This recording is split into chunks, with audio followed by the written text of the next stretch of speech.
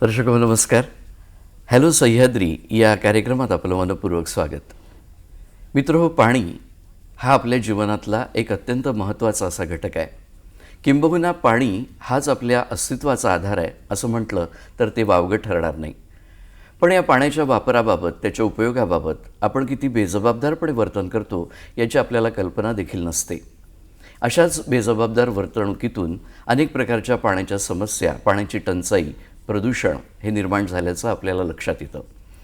आणि त्याच्यामुळे जर आपण या समस्यांकडे आजच गांभीर्याने जर बघितलं नाही तर या समस्या गंभीर स्वरूप धारण करू शकतात आणि येणाऱ्या पिढ्या त्याच्यामुळे आपल्याला माफ करणार नाहीत, एवढं मात्र खरं. आणि म्हणूनच आजच्या या कार्यक्रमातून जलसमस्या आणि जलसाक्षरता याविषयी आपण चर्चा करणार आहोत. आणि पाण्याच्या समस्या किती गंभीर आहेत आणि त्याच्याविषयी आपण किती जागरूक असलं पाहिजे याच्यासंबंधी माहिती घेणार आहोत. आणि म्हणूनच आजच्या चर्चेमध्ये सहभागी होण्यासाठी आज आपण आमंत्रित केलं आहे जल अभ्यासक डॉक्टर प्रवीण महाजन यांना. डॉक्टर प्रवीण महाजन हे गेल्या 38 वर्षांपासून या क्षेत्रामध्ये कार्यरत आहेत. डॉक्टर शंकरराव चव्हाण राज्यस्तरीय जलभूषण पुरस्कार त्यांना मिळाला आहे. याशिवाय राजस्थानच्या सनराईज विद्यापीठाकडून त्यांना मानद डॉक्टरेट ही देखील पदवी प्राप्त झाली आहे.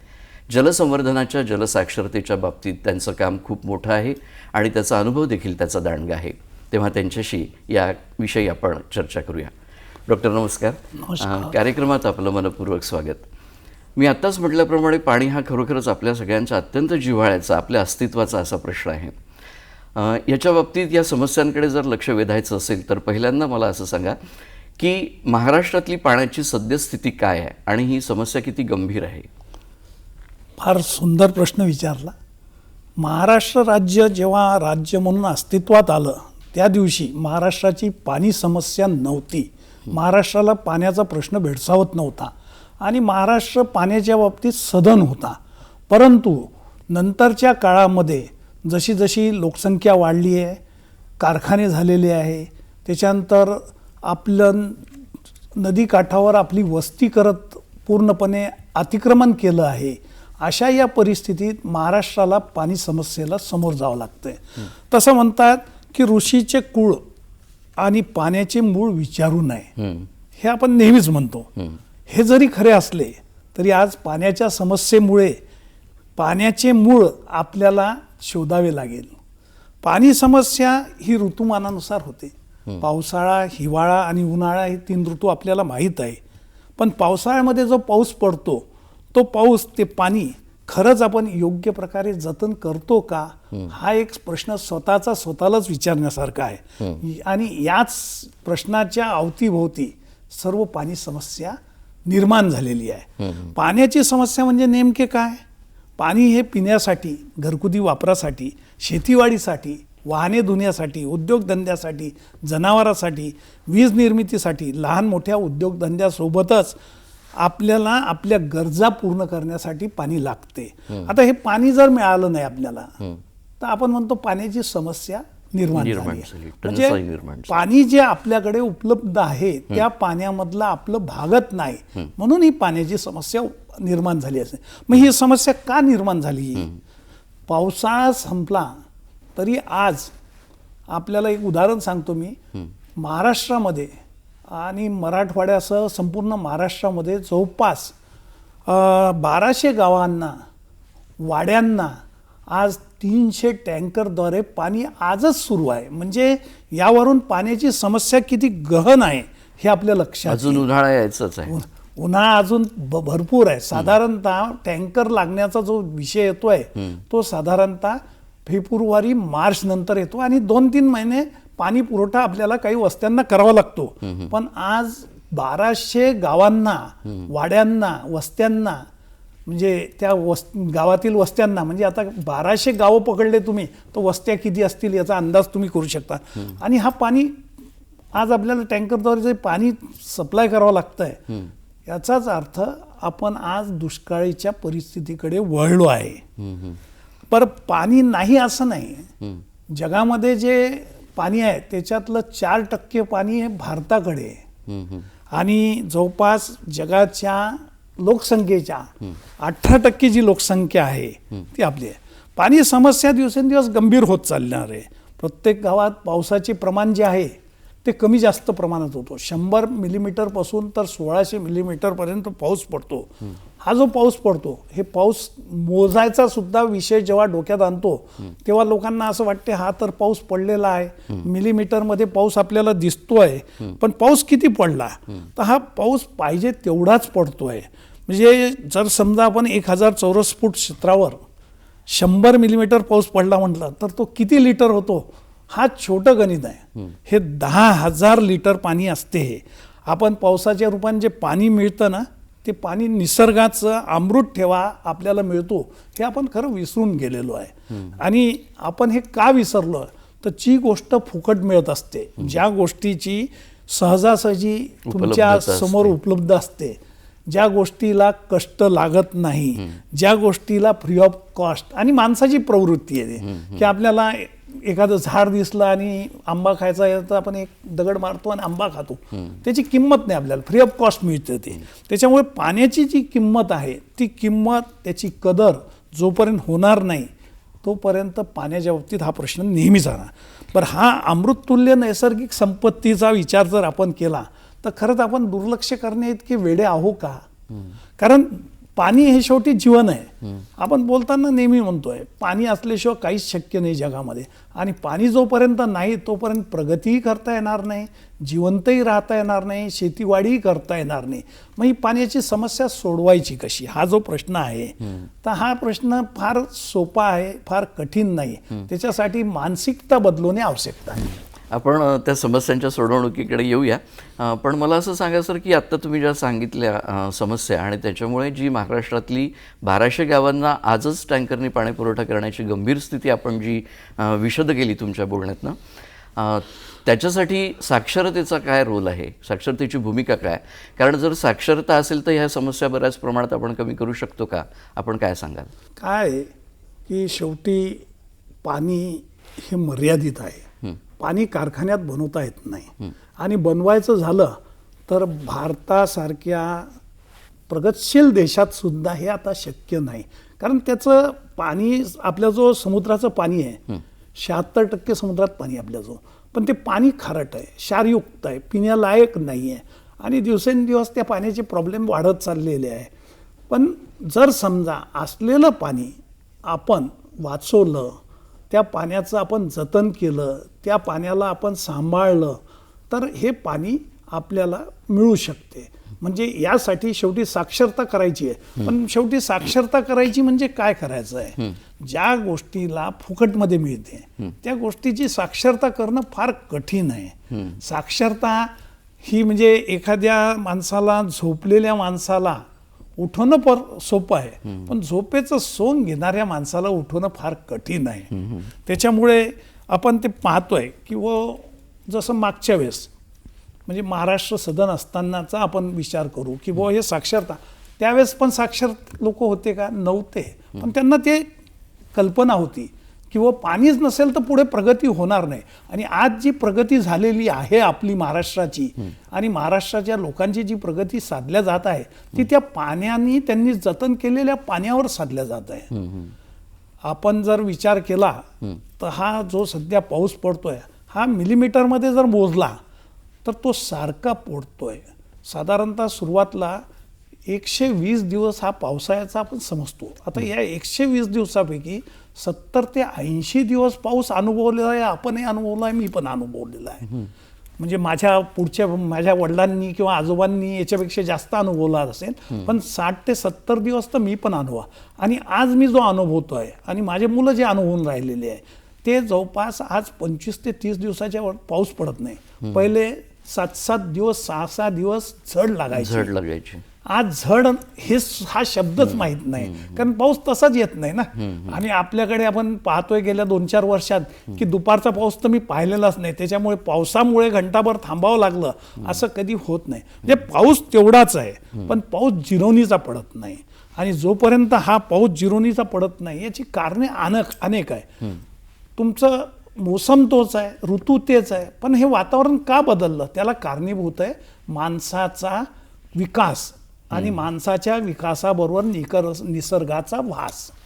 या गोष्टी जोपर्यंत तुम्ही करत नाही आणि म्हणजे अंगीकृत करत नाही, अंगवळणी पाडत नाही, तोपर्यंत साक्षरता हा विषय फार कठीण आहे. म्हणजे नैसर्गिक संसाधनांचा अतिवापर, त्याचा होत असलेला ऱ्हास हे याचं मुख्य कारण आहे असं आपण म्हणत आहात. नाही, असे अनेक कारण आहेत. पहिले नैसर्गिकरित्या पाऊस मुरत होता. आता तो नैसर्गिकरित्या 35 ते 40% पाऊस मुरत होता, तो आज फक्त 10 ते 5% आला.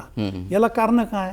आपण निसर्ग तोडत चाललोय आणि सिमेंटचे जंगल बनवत चाललोय.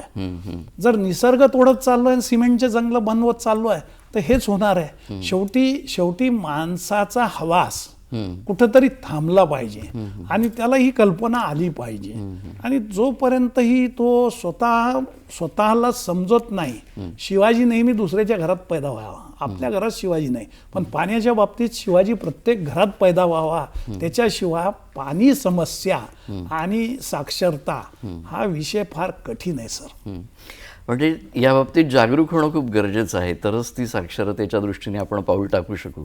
ग्रामीण भागामध्ये जे दूषित पाण्याचा पुरवठा होतो किंवा ग्रामीण भागामध्ये पाण्याच्या वापराबाबत किंवा स्वच्छतेबाबत तेवढी जागरूकता नसते, तर ह्याच्यामुळे ज्या काही समस्या निर्माण होतात आरोग्यविषयक, त्या समस्यांची माहिती थोडक्यात सांगा.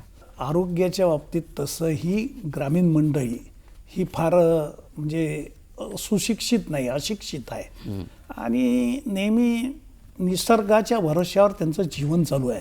पण पाण्यामुळे त्यांच्यावर जो काही आजार होतोय आणि जी समस्या मोठी होतीये, तर ती पाणी शेवटी मनुष्याच्या पिण्यासाठी, मनुष्याच्या वापरासाठी पाणी हा सगळ्यात मोठा घटक आहे. आणि निरोगी आरोग्याच्या दृष्टीने पिण्याचे पाणी स्वच्छ आणि शुद्ध जर नसेल तर काय होणार आहे? बरं, मानवी देहाचा विचार केला ना तर मानवी देहामध्ये म्हणजे लहान मुलांमध्ये जवळपास 75% पाणी आहे, पुरुषांमध्ये 60%, स्त्रियांमध्ये 57-58% पाणी असते. आणि शेवटी आपण जे आहे, शरीर जे आहे ते पाण्याच्या भरोश्यावर आपली पूर्ण प्रक्रिया करत असते. म्हणजे पाणी किती शुद्ध आहे किंवा पाणी आहे इतकंच काय, तर मेंदू आणि हृदय सुद्धा जे आहे आपलं, त्याला 73% पाणी आपल्या मेंदूमध्ये हृदयामध्ये. आज जे मी बोलतोय हे 73% पाणी माझ्या मेंदूतलं किंवा हृदयातलं कमी झालं तर काय परिस्थिती निर्माण होईल मी बोलू पण शकणार नाही. स्नायू आणि मूत्रपिंडामध्ये 98% पाणी आहे. म्हणजे आपल्या शरीराचा गाडा जो आहे आणि निरोगी शरीराचा जो गाडा आहे तो स्वच्छ पाण्यावर आहे. आणि पाणीच जर तुम्हाला स्वच्छ भेटलं नाही आणि ते अस्वच्छ असेल तर शेवटी आजारपण येणारच आहे. म्हणजे सदन देशामध्ये सुद्धा अतिसारामुळे, म्हणजे जे पाणी अस्वच्छ पिल्या जाते त्या पाण्यामुळे 18 लाख लोकांचा मृत्यू होतो आहे. आणि हे मी प्रगतशील सारख्या देशात नाही, सदन देशातली गोष्ट करतोय. आणि निसर्गात शुद्ध जे पाणी येते ते शुद्ध पाणी येते. पावसाचं जे पाणी येते ना ते शुद्ध पाणी असते, पण ते वरून जेव्हा पडत असते तर हवेत असलेले धुळीकरण किंवा जे विषारी वायू आहे ते जमिनीवर पाणी येता येता अशुद्ध होते. मग जमिनीवर आल्यावर आणखीन त्याला अशुद्धतेला अशुद्ध करण्याचं काम जमिनीवर करतोय. कारण मानवानी जे काही सांडपाणी सोडलेलं असते, नदी नाल्यामधच्या बाजूला कारखाने असतात, ते शेवटी पाणी जे आहे ते त्याच्यात मिळतात, त्याच्यात अनेक घटक मिसळतात. मग हे जमिनीत सेंद्रिय असेंद्रिय पदार्थ यात मिसळले जातात. आता या सगळ्यांचा परिपाक असा होतो की पाण्याचा नैसर्गिक जो काही शुद्धता असते ती अशुद्धतेकडे वळते. आणि त्याच्यामुळे काय होते की हे शुद्धीकरण प्रक्रिया जर झाली नाही त्याच्यावर पाण्यावर तर मग फार कठीण परिस्थिती निर्माण होते. बरं, त्यातील आणखीन मुख्य म्हणजे हे पाणी जे आता आपल्या डोळ्यासमोर ठेवलेलं आहे, हे पाणी डोळ्याला रंगहीन आणि पारदर्शक दिसते, पण ते किती स्वच्छ असेल हे त्याच्यातल्या टेक्निकली त्याचं परीक्षण केल्याशिवाय तुम्हाला समजणार नाही. आणि मग शेवटी या ज्या सगळ्या पद्धती आहे त्या पद्धती शेवटी तुम्हाला वापरून त्याला शुद्ध करावं लागते. आज घरोघरी आपल्याकडे पाणी शुद्ध करण्यासाठी मशीन लागलेले आहे आणि त्याच्यामुळे सुद्धा पाण्याचा जो नाश होतो हा सुद्धा एक फार मोठा विषय प्रॉब्लेमॅटिक आहे. डॉक्टर, आणखी आपण चर्चा करूया याविषयी, पण कार्यक्रमात वेळ झाली एक छोट्याशा विश्रांतीची. दर्शक हो, कार्यक्रमात घेत आहोत एक छोटीशी विश्रांती. विश्रांतीनंतर हॅलो सह्याद्री या कार्यक्रमात आपलं पुन्हा एकदा मनपूर्वक स्वागत. आपण चर्चा करत आहोत जलसमस्या आणि जलसाक्षरता याविषयी आणि आपल्या चर्चेमध्ये सहभागी झालेले तज्ज्ञ आहेत डॉक्टर प्रवीण महाजन. विश्रांतीपूर्वी डॉक्टर, आपण असं सांगितलं की ग्रामीण भागामध्ये जे दूषित पाणी आहे आणि त्याच्यामुळे ज्या समस्या निर्माण होतात आरोग्यविषयक त्याच्याविषयी माहिती आपण दिलीत. आता यानंतरचा प्रश्न माझ्या मनात असा निर्माण होतो की सांडपाण्याची एक देखील खूप महत्त्वाची समस्या ही शहरी भागात असेल किंवा ग्रामीण भागात असेल आपल्याला दिसून येते. तर ही समस्या कशी दूर करता येऊ शकेल किंवा ह्या समस्येचा आपण कसा काय निपटारा करू शकू? सांडपाणी हा जो विषय आहे फार मोठा आणि फार म्हणजे अभ्यासाचा विषय आहे आणि तितकाच लोकांच्या आरोग्याचा पण विषय आहे. सांडपाणी जे निर्माण होते ते शेवटी आपल्या घरातूनच निर्माण होते, आपल्या परिसरातून निर्माण होते, आपल्या कारखान्यातून निर्माण होते.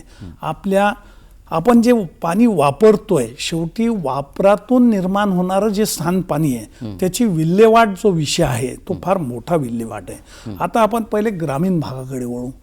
ग्रामीण भागामध्ये जर सांडपाण्याची विल्हेवाट लावायची असेल तर त्या वस्त्या तशा छोट्या असतात, गाव छोटं असतं आणि तिथे साधी सांडपाणी वाहून नेणारी नाली पण नसते बरेच वेळा.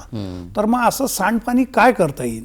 तर याच्यासाठी एकमेव जालीम जो उपाय आहे सांडपाणी विल्हेवाट लावण्यासाठीचा, तर शोष खड्डे तयार करून ते पाणी प्रत्येक घराने आपल्या अंगणात परिसरातच मुरवावं. आणि शोष खड्ड्याद्वारे जर पाणी जर मुरलं तर ते फार चांगलं होईल. नाही तर ते पाणी कसं तरी म्हणजे विदाऊट नालीनी जिथे रस्ता मिळेल जिथे उतार मिळेल तिथे जात राहील आणि अशा परिस्थितीमध्ये मग ते पाणी लोकांच्या आरोग्याला सुद्धा फार मोठा धोका निर्माण करेल. म्हणून ग्रामीण भागात काय शुद्धीकरण प्लॅन्ट लावणं त्या ग्रामपंचायताला किंवा त्या गरीब लोकांना शक्य नाही. शहरामध्ये हे सर्व शक्य आहे पण ग्रामीण भागात नाही. आणि म्हणूनच ग्रामीण भागासाठी हा एकमेव आणि स्वस्त जालीम उपाय म्हणजे शोष खड्डे तयार करून त्याच्यात पाणी मुरवणे. सर, त्याच्यापूर्वी हे शोष खड्डे कशा पद्धतीने तयार केले जाऊ शकतात जेणेकरून लोकांना त्याची माहिती होईल? साधा खड्डा तयार केला जातो आणि त्या खड्ड्यामध्ये एक पाईप टाकून ते पाणी खाली मुरवल्या जाते. याच्यासाठी आता शासनाने सुद्धा योजना तयार केलेल्या आहे. मला असं वाटतं एका खड्ड्यासाठी 2,500-3,000 हजार रुपये शासन सुद्धा द्यायला लागलेलं आहे. आणि गावातला जे ग्रामसेवक ग्रामपंचायतीच्या माध्यमातून याचं मार्गदर्शन सुद्धा उपलब्ध आहे. हा खूप महत्त्वाचा भाग आहे. आता आपण शहरी भागांच्या सांडपाण्याच्या विल्हेवाटीविषयी सांगत होतात. आता शहरी भागाचा सांडपाणी हा फार डोकंदुखीचा प्रश्न आहे. कारण सांडपाणी नियंत्रणात आणणं ही त्या स्थानिक स्वराज्य संस्थेची खरी तर जबाबदारी आहे. आणि स्थानिक स्वराज्य संस्थेची जबाबदारी स्थानिक स्वराज्य संस्था किती % पाळते याच्यावर त्या सांडपाण्याचा प्रश्न आहे. शहरामध्ये साधारणतः आपल्या घरामध्ये जे काही सांडपाणी तयार होते म्हणजे भांडे घासण्याचं, आंघोळीचं किंवा तुमचं धुणं धुण्याचं जे सांडपाणी आहे घरात, भाज्या धुण्याचं, हे सांडपाणी जर आपल्याच घरात आपल्याच परिसरात आणि आपल्याच याच्यात शुद्ध जर केलं तर ते पुढे आपल्याला बागेला देता येते, ते पुढे आपल्याला गाड्या धुण्याला करता येते, फरशी पुसण्याला होत आहे. अशा अनेक गोष्टी त्या सांडपाण्याच्या ह्याच्यात. पण त्याला फक्त म्हणजे जर समजा घरातलं सांडपाणी जे आहे रेग्युलर ते जवळपास 99.2% हे पाणी आहे. त्यात फक्त 0.8 टक्के हा त्याच्यामध्ये कचरा आहे किंवा त्याच्यामध्ये जे काही ज्याला खराब सांडपाणी सगळं म्हणून आपण दूषित केलेला आहे हा भाग आहे. तर हा तसा फार स्वस्त याच्यामध्ये याला शुद्धीकरण करता येते. आणि जेव्हा केव्हा फ्लॅट स्कीम होऊन राहिले आहे, कारण आपण शहराचा भाग जेव्हा विचार करतो तेव्हा बंगल्यावाल्यांपेक्षा फ्लॅट स्कीममध्ये राहणाऱ्या लोकांनी जास्त हा विचार करायला पाहिजे. तर याच्यामध्ये 2-4 गोष्टी करून, जसं जेव्हा केव्हा प्लॅन तयार होतो तेव्हा या पाण्यासाठीच्या 2 नळ किंवा 2 पाईपलाईन ह्या वेगळ्या टाकता आल्या पाहिजे. शेवटी पाणी, सांडपाणी आणि तुमचं मलमूत्राचं पाणी, ह्या 2 गोष्टी वेगळ्या आहे. तर जे पाणी आपण सांडपाणी म्हणून वापरतो ते पाणी रिसायकल, रियूज होण्यासाठी जेव्हा उपयोगात येतो तर हा भाग जो आहे तो फार स्वस्तात करता येण्यासारखा आहे. म्हणजे या सांडपाण्याची विल्हेवाट लावताना याच्यावर शुद्धीकरणाची प्रक्रिया करून त्याचा पुनर्वापर करता येऊ शकतो का? बिलकुल येऊ शकतो. त्याच्या अगोदर मी तुम्हाला सांगतो सर, आपण नागपुरात हा इंटरव्ह्यू देतोय. नाग नदी हा फार मोठा विषय आहे आपला. हो. आणि या नाग नदीचं जे सांडपाणी आहे हे आज गोसीखूरपर्यंत पोहोचलेलं आहे. म्हणजे 41 TMCचा गोसीखूर प्रकल्प नागपूर शहराच्या सांडपाण्यामुळे पूर्णपणे दूषित झाला आहे. आपण जर त्या गोसीखूरला गेलो आणि धरणाच्या पाळीवर जर उभं राहिलो तर तिथे उभं राहणं सुद्धा आपल्याला कठीण जाते. आता पावसाळ्यात जो काही घाण होती ती सगळी निघून गेली आहे डॅमचे दरवाजे ओपन झाल्यामुळे. पण साधारणतः जानेवारी फेब्रुवारीला जेव्हा म्हणजे डॅमचे दरवाजे जेव्हा नोव्हेंबर-डिसेंबरला बंद होतात आणि जानेवारी फेब्रुवारीला तुम्ही जर त्या डॅमवर गेला तर त्याचा जी दुर्गंधी असते ती तुम्हाला तेव्हा लक्षात येते की हे सांडपाण्याचा प्रकार आहे. सांडपाण्याची ही जबाबदारी कोणाची आहे?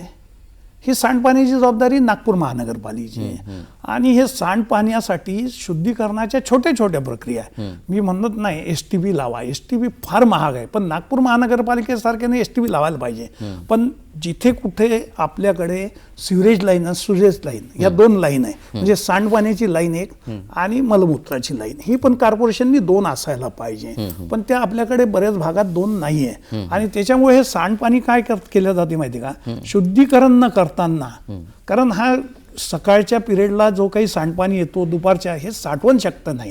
तिथेच ताबडतोब त्याची STPची तेवढी कॅपॅसिटी नाही आहे. त्याच्यामुळे याच्यावर फार मोठं कार्य होणं जरुरी आहे. आणि साध्या साध्या गोष्टी आहे, म्हणजे आता आम्ही 1-2 प्रयोग करून पाहिले.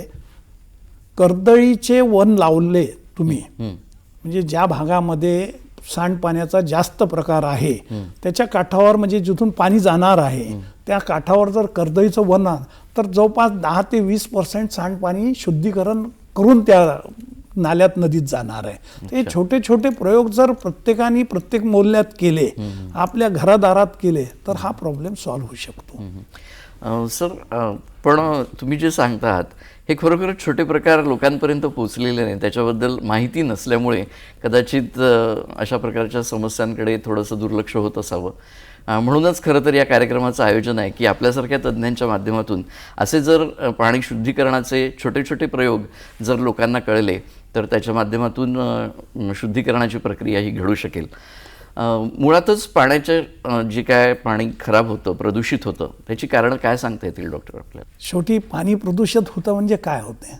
जो वापर आपण पाण्याचा करतो त्या पाण्यामध्ये अनेक ठिकाणी जे म्हणजे समजा आपल्या बगीच्यातले खतांचे, फवाऱ्यांचे, शेतातून खतांचे हे जे सगळे ओघळ असतात हे नदी नाल्यापर्यंत पोहोचतात आणि त्याच्यामुळे पाणी दूषित होतं. पाणी दूषित होण्याचे अनेक कारणं आहे आणि ते मानवनिर्मित आहे 90%. आणि आज काय झालं आहे की नद्या ज्या आहेत त्या नद्या आटल्या आहे. नद्यातलं जे म्हणजे नद्यामध्ये जे काही वनस्पती होती किंवा जो प्राणी किंवा जे काही त्याच्यामध्ये जलचर होते हे सगळे संपुष्टात आले. नाहीतर पाणी शुद्ध करण्यासाठी नैसर्गिक ही सगळी होती. म्हणजे तुम्ही आता एक 14 कोल्यांनी एक पूर्ण नदी नैसर्गिक केल्याची बातमी आलेली आहे. तर हे 14 कोल्यांनी केली म्हणजे काय की 14 कोल्यांनी केली, त्या कोल्यांचं जे भक्ष्य होतं ते संपुष्टात आलं होतं. मग ते भक्ष्य संपुष्टात आल्यानंतर ती घाण चालू झाली होती, कोल्हे गेले होते. म्हणजे नैसर्गिक शेवटी जो काही त्याच्यावरचा हे आहे, तर हे मानवी निर्मित जे आहे आणि नैसर्गिक जे आहे त्याच्यातला हा जो दुरावा आहे तो याच्यामध्ये फार मोठ्या प्रकारात जाणतोय. पाणी प्रदूषित होण्यासाठी मानवी घटक किंवा मानवी हस्तक्षेप हा जास्त आहे असं आपण सांगतात. डॉक्टर, आणखी आपण चर्चा करूया याविषयी, पण कार्यक्रमात वेळ झाली एक छोट्याशा विश्रांतीची. दर्शक हो, कार्यक्रमात घेत आहोत एक छोटीशी विश्रांती. कार्यक्रमात विश्रांतीनंतर आपलं पुन्हा एकदा स्वागत. विश्रांतीपूर्वी आपण पाणी दूषित होण्याची कारणं बघत होतो डॉक्टर, आणि आपण सांगितली होती ती ग्रामीण भागातली कारणं. शहरी भागामध्ये पाणी दूषित होण्याची काय कारण आपल्याला सांगता येतील? पाणी दूषित होण्याची तशी कारणे शहरी आणि ग्रामीण जवळपास सारखी आहे, पण त्याच्यात अजून थोडं आपण खोलात जर गेलो, किंवा आपण एका विहिरीवर आहे, मग विहिरीच्या आजूबाजूला भांडी घासण्याने पाणी दूषित होतंय, जनावरे धुण्याने पाणी दूषित होत आहे, लहान मुलांना शौचाला बसवल्याने पाणी दूषित होत आहे, त्याच्यात कपडे धुण्याने पाणी दूषित होत आहे. कारण तुम्ही जर शहरात जावं किंवा ग्रामीण भागात, जागोजागी तुम्हाला ग्रामीण भागात कपडे धुताना दिसत आहेत. त्याच्यामुळे आणखीन जे काही तुमचं पाणी आहे त्या पाण्याच्या आजूबाजूला जर दलदल झाली तर त्याच्यामुळेही त्या पाण्याचा वापर करणं शक्य नाही होत आणि ते दूषित होत आहे. तसं आता जिथे कुठे टँकरद्वारे मी सांगितलं की जवळपास 1300 गावखेड्यांमध्ये टँकरद्वारे जे पाणी पुरवठा होतो ते पाणी दूषित आहे का स्वच्छ आहे? कारण लोकांना पाणीच प्यायला मिळत नाही किंवा पाणीच मिळत नाही. त्याच्यामुळे तो टँकर जिथून कुठून भरून येतो ते पाणी शुद्ध असेलच, स्वच्छ असेलच याची काही गॅरंटी नाही. त्याच्यामुळे टँकरनी पण पुरवठा होणारं जे पाणी असते ते दूषितच असते, ते शुद्ध असेल याची काही खात्री नसते. नळाद्वारे पण पाणी जे येतं शहरांनी, तर त्या नळाची पाईपलाईन असते, त्या पाईपलाईनची गळती होते, त्या पाईपलाईन अंडरग्राऊंड असतात, त्या जी गळती होते जेव्हा पाणी थांबते तेव्हा आजूबाजूला गळलेलं पाणी परत पुन्हा त्या याच्यामध्ये छोट्या याच्यानं जाते आणि ते नंतर पुन्हा तुमच्या घरापर्यंत येते. नळ जोडणी खराब होते, गटारातून पाईपलाईन जाते. तर ह्या ज्या सगळ्या गोष्टी आहे, घरातील मोरीतून पाईपलाईन जाते, आपल्याला वाटते, पण काही दिवसानंतर त्या पाईपलाईनमध्ये ते पाणी ॲटोमॅटिक जात राहते. म्हणजे एखाद्या घरामध्ये सिपेजेस आले म्हणतो आपण, तोच प्रकार या पाईपलाईनचा असतो. नळाला तोट्या नसणे, नळाभोवती खड्डे असणे, पाणी दूषित होतं. त्याच्यामुळे पाण्याची जी भांडी आहे ती आपण उंचीवर न ठेवताना खाली ठेवतो, लहान मुले तिच्यात हात टाकतात. अशी छोटी मोठी खूप पाण्याची दूषित होण्याची कारणे आहे. मग पाणी झाकून न ठेवणे, खड्डा करून, शक्यतो पाणी थंड राहावं म्हणून खड्डा करून तिच्यात माठ किंवा हे करतो, मग त्याला काही दिवसानंतर शेवाळ येते, त्या शेवाळ्याचा त्याच्यामध्ये परिणाम होतो. त्याच्यामुळे पाणी दूषित होण्याची जी आहे ती आहेच आहे, पण पाणी नेहमी गाळून घ्या, झाकून ठेवा आणि उंचावर ठेवा. त्याच्यामुळे बरेचसे पाणी आपल्याला वाचवता येऊ शकते. म्हणजे पाणी शुद्ध आपल्याला ते ठेवता येऊ शकतं. छोटे छोटे प्रयोग आहे की शेवग्याच्या शेंगा ज्या आहे आपण खातो, त्याच्या बिया टाकून जर ठेवलं तर परत पाणी शुद्ध होतं, कारण गाळ खाली बसतो. आपण तुरटी फिरवतो, गाळ खाली बसतो. असं आहे, बऱ्याच गोष्टी आहेत. या माध्यमातून आपण पाणी शुद्ध ठेवू शकतो. अनेक गोष्टीतून पाणी आपण शुद्ध ठेवू शकतो, काही विषय नाही. तसंच पाणी वाचवणं ही देखील एक खूप महत्त्वाची अशी एक जिव्हाळ्याचा प्रश्न झालेला आहे. तर पाण्याची बचत करणं याबाबत आपण एक जलसाक्षरता या दृष्टिकोनातून काय सांगाल? 2020 मध्ये साधारणतः 2060च्या तुलनेत 3 पट पाण्याचा वापर वाढलेला आहे. आणि जगभरात साधारणतः म्हणजे जो काही नॉर्म्स आहेत त्यानुसार 60 ते 70% पाणी हे शेतीसाठी वापरले जावे असं आहे. पण काळाची जी गरज आहे आज, कारण पाण्याची बचत जर केली नाही तर एक दिवस पाणी संपेल. आणि आपण नेहमी म्हणतोय की तिसरं युद्ध हे पाण्यावरच होणार आहे. प्रत्येकाला फक्त केवळ पिण्यासाठीच पाणी पाहिजे असं नाही आहे, जगण्यासाठी सुद्धा त्याला धान्य, अन्नधान्य, मच्छी, मांस या सगळ्या गोष्टी लागणार आहे. आणि हे जर तुम्ही नाही केलं पाण्याची बचत नाही केली तर पृथ्वीचा समतोल सुद्धा साधता येणार नाही. आज जो निसर्गाचा ऋतुचक्र जे बदललेलं आहे ते का बदललं आहे? ते पृथ्वीचा समतोल आपण बिघडत चाललेलो आहे. आणि पृथ्वीचा समतोल जर बिघडला तर आज जो पर्यावरणाचा पृथ्वीचा समतोल म्हणजे पर्यावरणच ना. शेवटी पृथ्वीच्या भोवतीच म्हणजे पृथ्वीवरच पर्यावरण निर्माण झाले ना. मी थोडं मोठ्या परिघात गेलोय, व्यापात गेलोय.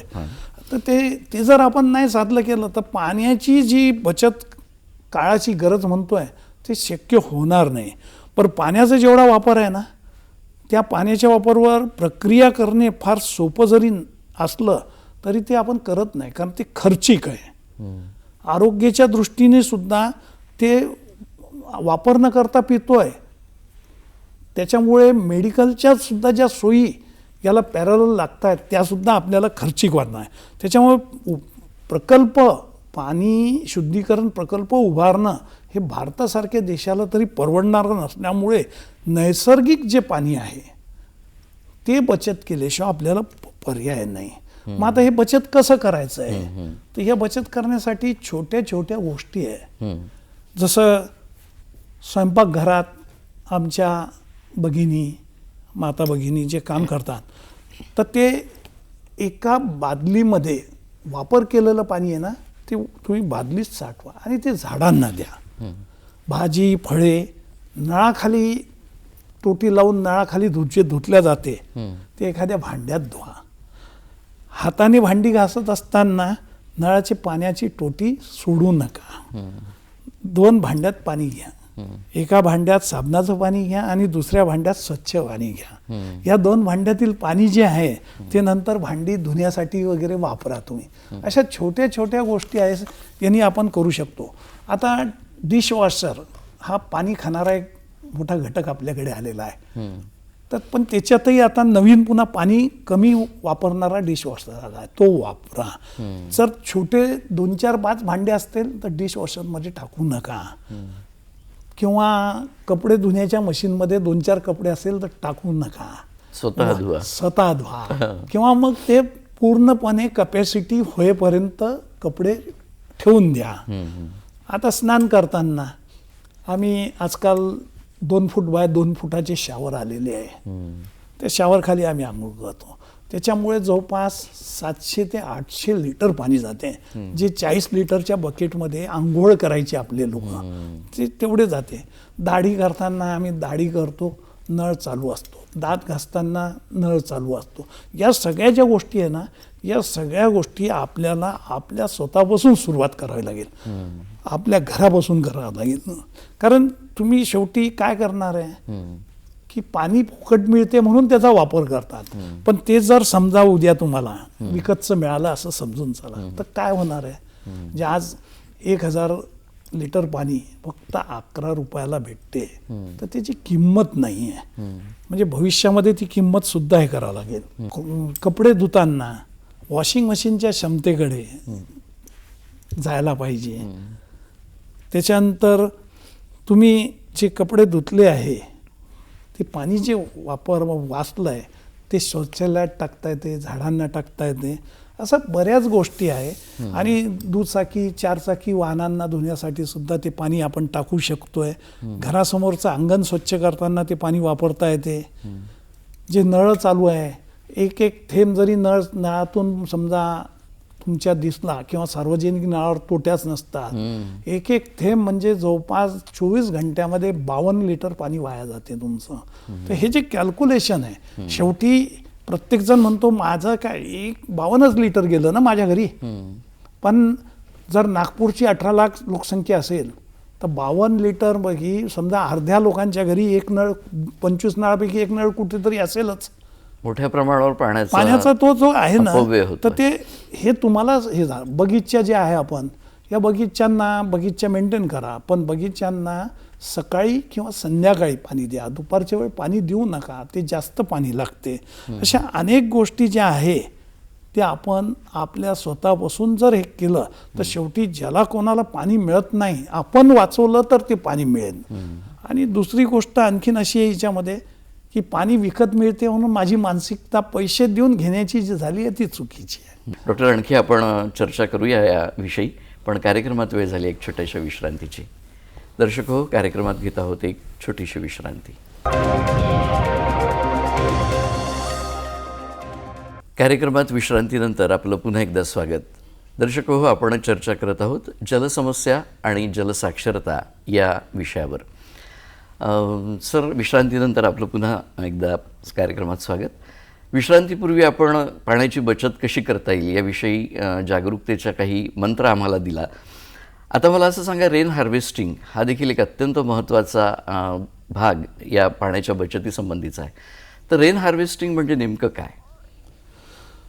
रेन हार्वेस्टिंगचा सोपा आणि सरळ अर्थ आहे की जे पावसाचं पाणी पडते ते पावसाचं पाणी अडवणे, जमिनीत जिरवणे, याला रेन वॉटर हार्वेस्टिंग म्हणतात.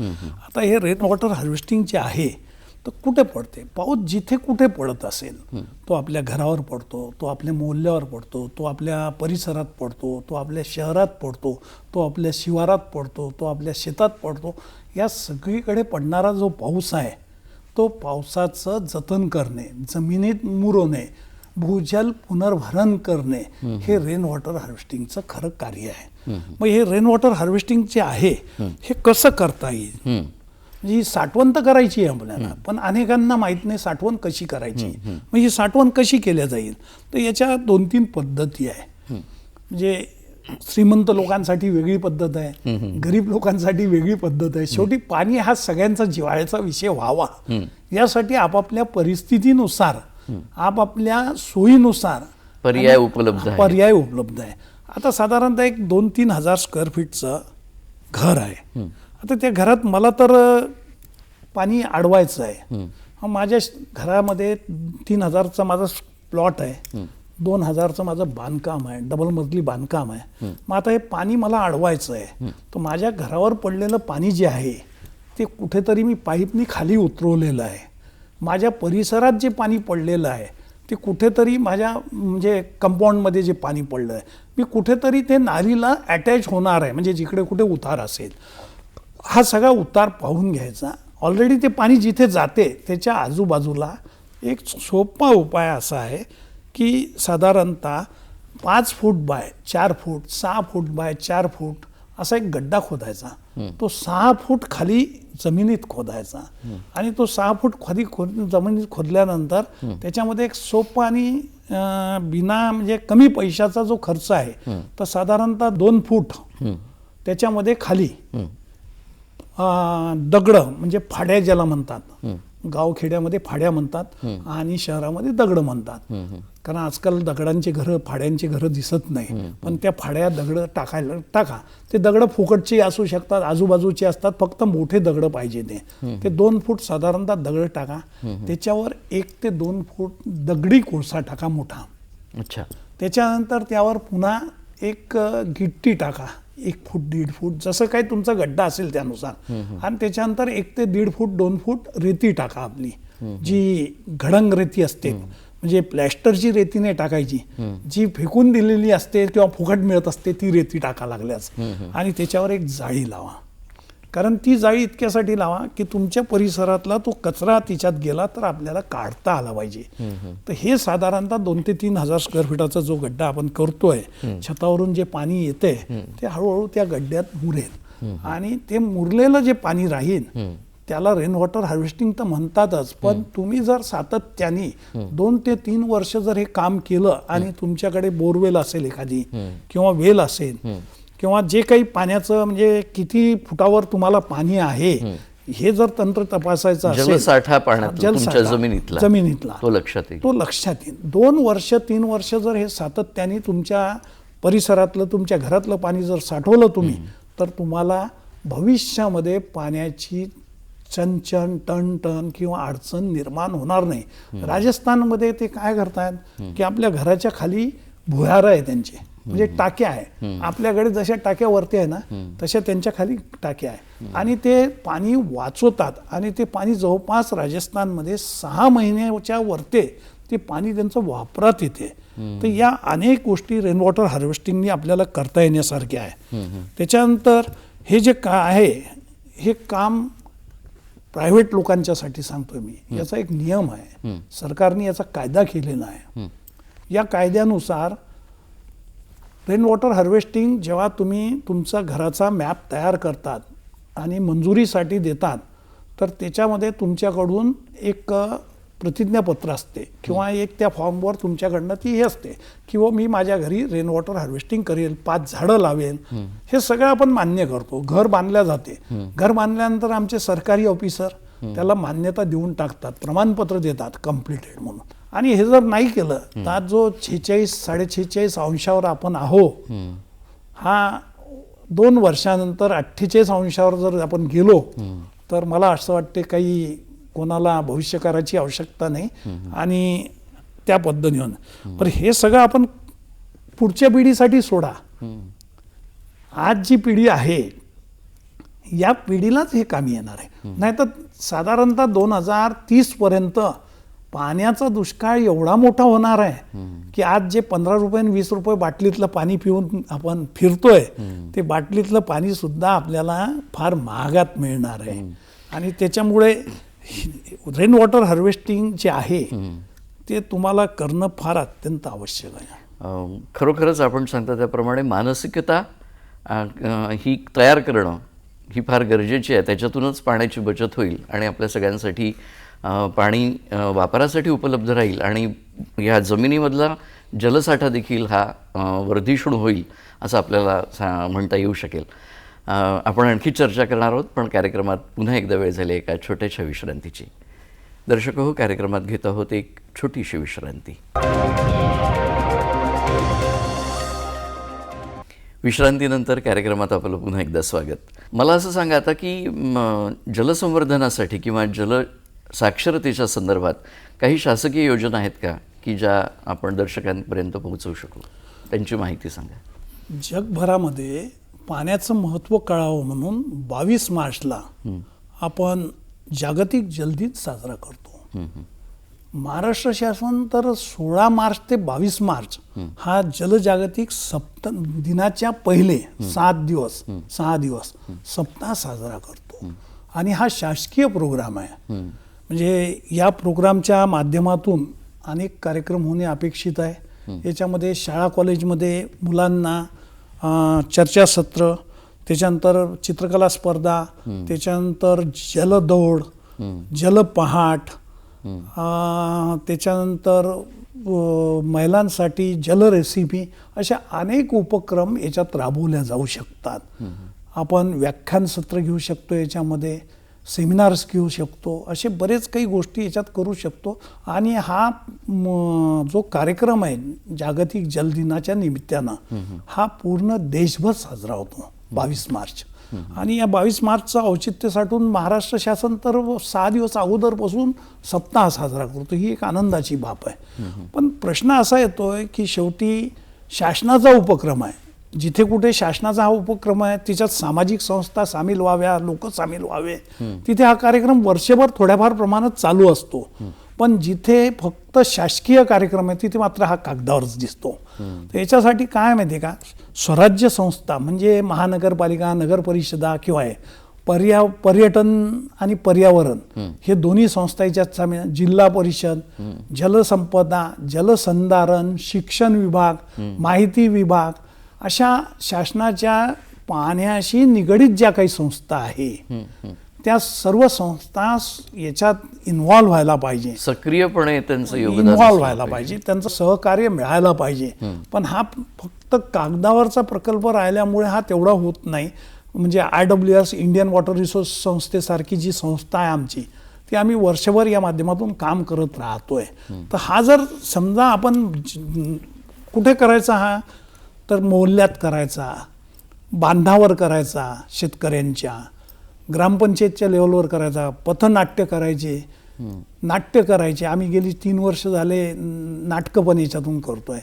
देशपांडे हॉलला जलजागृती सप्ताहात एक नाटक होत असते. हे सगळं याच्यामध्ये जो लोकांचा सहभाग असायला पाहिजे तो सहभाग अजून काही तेवढ्या प्रमाणात मिळत नाही.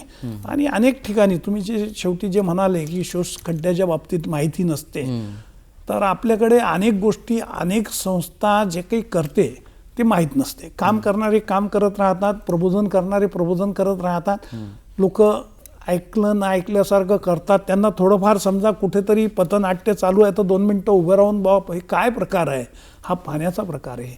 तर जलजागृती हा महत्त्वाचा याच्यातला विषय आणि तो शासन राबवतो आहे. आता विषय कसा आहे माहिती आहे का, की हा जरी असला तरी सगळ्यात महत्त्वाचा विषय याच्यात येतो की शालेय पाठ्यपुस्तकात किंवा कॉलेजच्या पाठ्यपुस्तकामध्ये हा घेता आला पाहिजे आणि हा शिकवताना पोटतिडकीने शिकवता पण आला पाहिजे. शहरी भागामध्ये किंवा ग्रामीण भागामध्ये जे सिनेमा हॉल आहे, जे बगीचे आहे, कार्यालय आहे, या सगळ्या याच्यात एक स्लोगन लिहून त्यांच्यावर हॅमरिंग करता आलं पाहिजे आपल्याला. आज आपल्याकडे मोबाईल आहे सर्वांकडे. मोबाईलची ट्यून ही पाण्यावरची आली पाहिजे. 1 सेकंद का होईना किंवा पाणी वाचवा, जीवन जगवा, पाण्याचे महत्त्व ओळखा, असं काहीतरी हॅमरिंग. शेवटी काय माहिती आहे का, जाहिरातीचा जो विषय आहे ना, म्हणजे इंग्रजांनी चहाची जशी आपल्याला लकप लावली तशी आता लोकांना पाणी वाचवायची लकप लावायची वेळ आलेली आहे. आणि हे जर आपण केलं, तसं आता घरगुती चॅनेलवर आपण पाहतो, सगळ्याच चॅनेलवर आज चांगले चांगले कार्यक्रम चालू आहे. तर या चॅनेलवाल्यांनी सुद्धा सुरुवातीला 1 सेकंद कुठेतरी या कार्यक्रमाच्या मध्ये पाण्याचं महत्त्व असणारं एखाद दुसरं स्लोगन द्यायला पाहिजे. वेळ थोडा असल्यामुळे एक शेवटला प्रश्न, की या निमित्ताने लोकांना जलसंधारण, जलजागृती आणि जलसमस्या या संदर्भात आपण काय संदेश देऊ इच्छिता? मित्रांनो, आपण आतापर्यंत पाण्याचं महत्त्व जाणलं आहे. मी फक्त एक छोटासा संदेश या सप्तपदीच्या माध्यमातून आपल्यापर्यंत पोचवू इच्छितो. पाण्याच्या उपलब्धतेनुसार शेती व उद्योगाचे नियोजन करा. आपण जो जल वापर करतोय त्यात काटकसर करावी लागेल आपल्याला, तेव्हाच पाणी आपल्यासाठी वाचेल. पाणी फुकट मिळते म्हणून कसेही वापरतो याकडे लक्ष देऊन यापुढे पाणी वाया जाणार नाही याची दक्षता घ्या. आपण ज्या परिसरात राहतो तेथे झाडे लावा. त्या झाडांच्या माध्यमातून जलस्रोत व प्रदूषण थोपवून धरा. पावसाचे घरावर व छतावर पडणारे पाणी योग्य त्या रीतीने एकत्रित करून भूजल पुनर्भरण करा. जलवाटपाचे सुधारित नियम करून ते कार्यान्वित करा. जल ही जीवन आहे हे मान्य असले तरी स्वीकार्य नाही आहे, ते स्वीकारा. आणि या सप्तपदीनुसार जर आपण वागलो तर काळ पाणी समस्या विरहित असू शकेल. अन्यथा 1 बॅरल पाण्याची किंमत 1 बॅरल खनिज तेलापेक्षा अधिक असेल. म्हणजे पाण्याची जी बॉटल आपण घेतोय ती 1 बॅरल तेलापेक्षा जास्त असेल याची प्रत्येकाने कल्पना करा, प्रत्येकाने मनात आणा आणि त्यानुसार वापरा. शेवटी एकच सांगेन, धावते पाणी चालते करा, चालते पाणी रांगते करा, रांगते पाणी थांबते करा आणि थांबते पाणी जिरते करा. एवढं जरी केलं आपण तर आयुष्यात आपल्याला पाण्याची समस्या यापुढे कधीही उद्भवणार नाही. खरोखरीच खूप प्रभावी अशी सप्तपदी आपण दर्शकांना सांगितलीत. जर या सप्तपदीतून आपण वाटचाल केली तर खरोखरीच भविष्य हे उज्ज्वल राहील. येणाऱ्या पिढ्यांना आपण पाणी देऊ शकू, स्वच्छ पाण्याचा वापर करू शकू, पाण्याची बचत करू शकू. आज आपण आलात इतक्या महत्त्वाच्या विषयी, खूप सोप्या आणि चांगल्या शब्दांमध्ये पाण्याचं महत्त्व आणि जलसाक्षरतेविषयी माहिती दिलीत. याबद्दल दूरदर्शनच्या वतीने मी आपला मनपूर्वक आभारी मानतो. धन्यवाद. धन्यवाद.